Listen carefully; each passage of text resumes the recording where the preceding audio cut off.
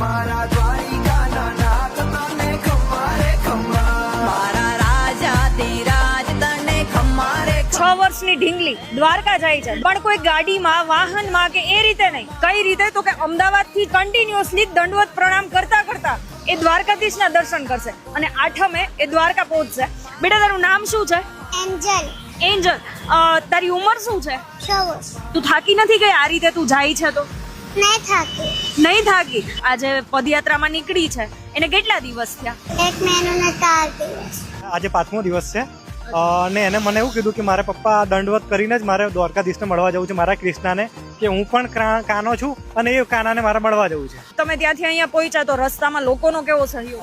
સહયોગ મળ્યો છે બધાનો. અમુક જગ્યાએ તકલીફ પડી છે પર એક્સેપ્ટ કરી છે અમે. આ ઢીંગલી છે એ અમદાવાદ થી રાજકોટ સુધી પહોંચી છે, પણ હવે રાજકોટ થી દ્વારકા સુધી એને રસ્તામાં કઈ તકલીફ ના પડે તો આ વિડીયો લોકોને એટલો શેર કરો અને એટલો સપોર્ટ કરો કે જેથી કરીને આ ઢીંગલીને કે એના પરિવારને છે આ યાત્રામાં ક્યાંય અડચણ ના થાય. સર તમારો જે રૂટ છે એ એક તમે કહી દો. અહીંથી કાલાવાડ થઈને આપણે લાલપુરા થઈને કે છે ને ત્યાં થઈને જવાનું. તો કાલાવાડ લાલપુરા રસ્તામાં ક્યાંય પણ તમને આ પરિવાર છે આ ઢીંગલી છે દેખાય તો એકવાર એ ઠાકોરજીના દર્શને જરૂરથી આવજો અને એકવાર આ ઢીંગલીને મળજો જરૂર, કેમ કે એની જે શ્રદ્ધા છે એ શ્રદ્ધા કંઈક અલગ જ છે.